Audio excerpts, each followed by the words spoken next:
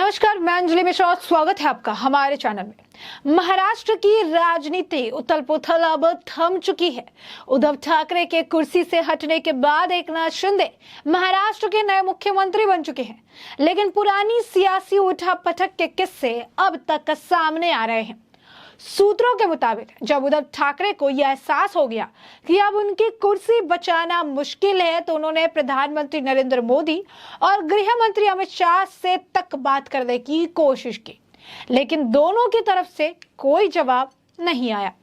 सूत्रों के मुताबिक 21 जून 2022 को जब यह स्पष्ट हो गया कि एकनाथ शिंदे लगभग 26 एमएलए के साथ मुंबई से सूरत के लिए रवाना हो चुके हैं, तब शिवसेना प्रमुख और तत्कालीन मुख्यमंत्री उद्धव ठाकरे हरकत में आ गए। पहले उन्होंने बचे हुए विधायकों को अपने पक्ष में करने की पूरी कोशिश की, लेकिन जब सूरत से विधायकों को गुवाहाटी भेजा गया और उद्धव खेमे के और विधायक गुवाहाटी के लिए रवाना होने लगे, तो उद्धव घबरा गए। उद्धव ने अपने करीबी और पूर्व कैबिनेट मंत्री के जरिए देवेंद्र फडणवीस से संपर्क किया। सूत्रों की माने तो उन्होंने खुद फडणवीस से बात की।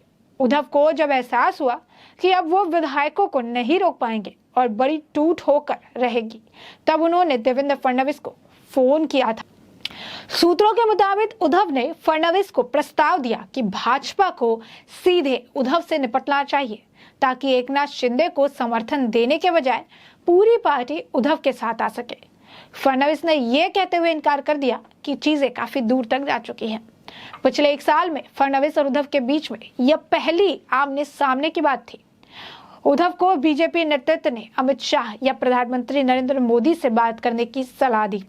इसके बाद उद्धव ने अमित शाह और पीएम मोदी को भी फोन किया, लेकिन दोनों ने कोई जवाब नहीं दिया।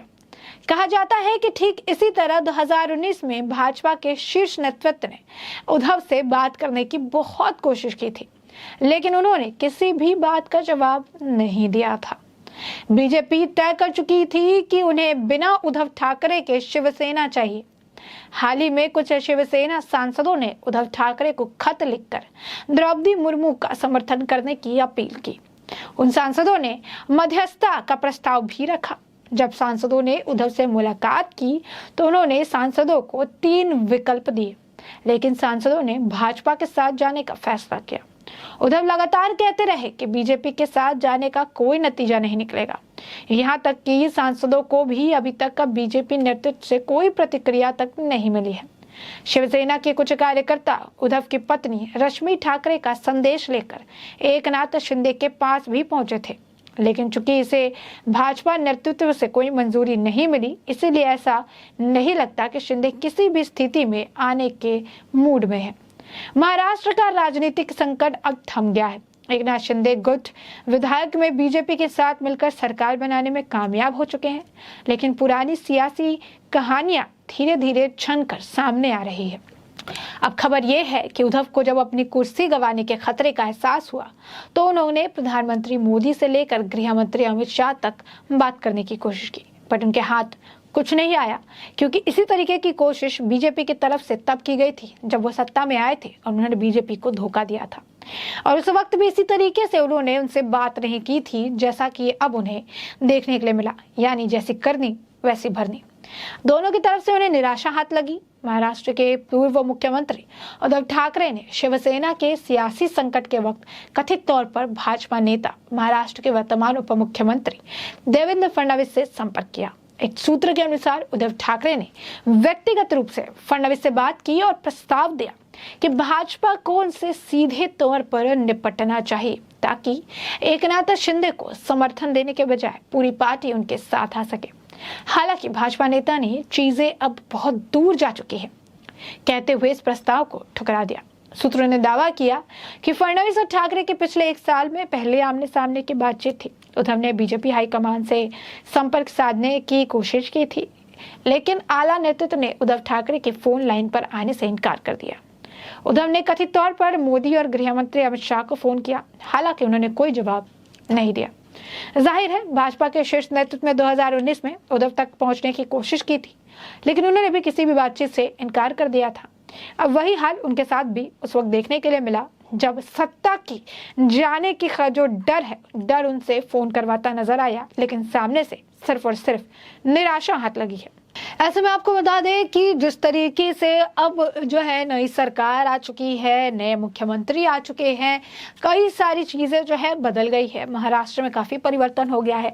कैबिनेट विस्तार पर अब ज्यादा फोकस है। एकनाथ शिंदे और देवेंद्र फडणवीस दोनों मिलकर जो है कैबिनेट विस्तार करना चाहते हैं। जल्द से जल्द उसका विस्तार भी होगा। इसे लेकर संजय राउत तो कभी अजीत पवार सरकार पर निशाना साधते भी नजर आते हैं कि दो ही लोग मिलकर पूरे मंत्रिमंडल का फैसला ले रहे हैं, क्योंकि उन्होंने अब तक तो कैबिनेट विस्तार, मंत्रिमंडल विस्तार किया ही नहीं है। कहीं ना कहीं महाराष्ट्र में जो चीजें नहीं हो पा रही है, उसके लिए भी मंत्रिमंडल का विस्तार ना हो पाना कारण बताया जा रहा है। और विपक्ष लगातार जो सत्तारूढ़ पार्टी है, जो सत्ता में आई हुई सरकार है, उसके ऊपर सवालों की बौछार करते नजर आ रहे हैं। लेकिन वही दूसरी तरफ सत्ता में देवेंद्र फडणवीस और एकनाथ शिंदे है, लेकिन वो घबरा नहीं रहे, बल्कि इस पूरे मामले को सुनते हुए अपना पूरा वक्त लेकर कैबिनेट के विस्तार में लगा रहे हैं, ताकि हर व्यक्ति को उसके जो है आपको बता दें कि उनके काबिलियत के हिसाब से कैबिनेट में पदभार संभालने के लिए दिया जाए, ताकि वो वक्त भी दे लोगों के साथ और लोगों के लिए ईमानदार भी साबित हो। क्योंकि 2.5 साल में उद्धव सरकार ने जिस तरीके का भ्रष्टाचार महाराष्ट्र की जनता के साथ किया है, इस भ्रष्टाचार के कुएं को भर पाना काफी मुश्किल है और इस नई सरकार के लिए एक बड़ा चैलेंज है। क्योंकि जिस तरीके से कहीं 100 करोड़ के, तो कहीं 70 करोड़ के, तो कहीं 40 करोड़ के घोटालों का मामला आया, ऐसे में नई सरकार के लिए ये भी एक चैलेंज है कि किस तरीके से महाराष्ट्र की जनता को अपनी तरफ कर सके, महाराष्ट्र की जनता के दिल में घर बना सके, ताकि महाराष्ट्र की जनता ये समझ सके कि ये वो पुरानी सरकार नहीं जो लूट खसूट में महसूस कर जो है भरोसा करती है, बल्कि एक ऐसी सरकार है जो जनता के लिए, जनता का भला करने के लिए सोचती है। ऐसे में इसे लेकर लगातार प्रयास जारी है।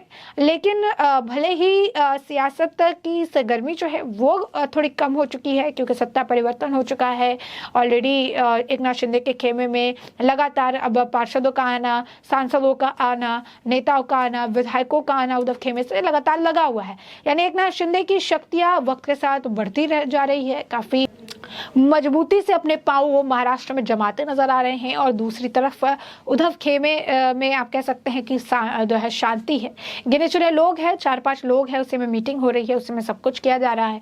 तो ऐसे में काफी ज्यादा जो है उद्धव खेमे से परेशानी नहीं आ रही है। लेकिन जिस तरीके से कहते हैं कि काफी दिनों तक अगर राजनीति से जुड़ा मुद्दा हो तो वो दब के नहीं रह सकता है। और यही बात है कि आज जो सत्ता परिवर्तन हो जाने के बाद भी सत्ता में जब उठापटक चल रही थी, जब राजनीति अपने चरम पर था, उस वक्त की कुछ कहानियां जो है अब निकलकर सामने आ रही है। उस वक्त की कुछ अनसुनी कहानियां जो है अब सूत्रों के हवाले से साझा की जा रही है कि कुर्सी खतरे में देख के उद्धव ठाकरे ने किस तरीके से अपनी तरफ से प्रयास तो किया कि कुर्सी को बचा सके, बीजेपी को अपनी तरफ ला सके और उन्हें जो है इस तरीके से शिवसेना को तोड़ने से रोक सके। लेकिन कुछ भी काम नहीं आया, क्योंकि तब तक देवेंद्र फडणवीस ने एकनाथ शिंदे से सुलह कर दी थी। और एकनाथ शिंदे भी ये बात मानते हैं कि जब विधायक सोते थे और उठते थे, उससे पहले वो जाते थे और देवेंद्र फडणवीस से मिलकर चले आते थे। तो दिमाग जो है माइंडसेट सेट था, बीजेपी को शिवसेना चाहिए थी, लेकिन बिना उद्धव ठाकरे के शिवसेना चाहिए थी, और वो बीजेपी ने पा भी लिया। बीजेपी को शिवसेना भी मिल गई, शिवसेना से जुड़ा एक आदमी भी मिल गया, शिवसेना का ही मुख्यमंत्री भी मिल गया और शिवसेना का समर्थन भी मिल गया। बची कुछ जनता, तो जनता भी शिवसेना के साथ भावनात्मक रूप से जुड़ी हुई है। तो ऐसे में हिंदुत्व का मुद्दा, शिवसेना भी और सब एक साथ मिलकर आज बीजेपी के समर्थन में नजर आ रहे हैं। यानी एक तीर से कई निशाने करते हुए बीजेपी इसमें ऐसे सत्ता में पांव जमाती नजर आई। यानी 2019 में जिस तरीके से उद्धव ठाकरे ने किया, उसी का खामियाजा 2022 में उद्धव ठाकरे को भरना पड़ा। और साथ ही साथ सत्ता भी गई, इज्जत भी गई, सम्मान भी गए, शिवसैनिक भी गए और सबसे बड़ी बात पहचान भी चली गई। अब ऐसे में आपको बता दें कि इस तरीके से कई सारे और खुलासे जो है आने वाले वक्त के साथ होते रहेंगे, जिससे हम आपको रूबरू कराते रहेंगे। फिलहाल के लिए हमने आपको ये पूरा मामला बड़े विस्तार से बताया है और इस पूरे मामले पर आपकी भी जो राय हो हमें कमेंट सेक्शन में कमेंट करके जरूर साझा करें।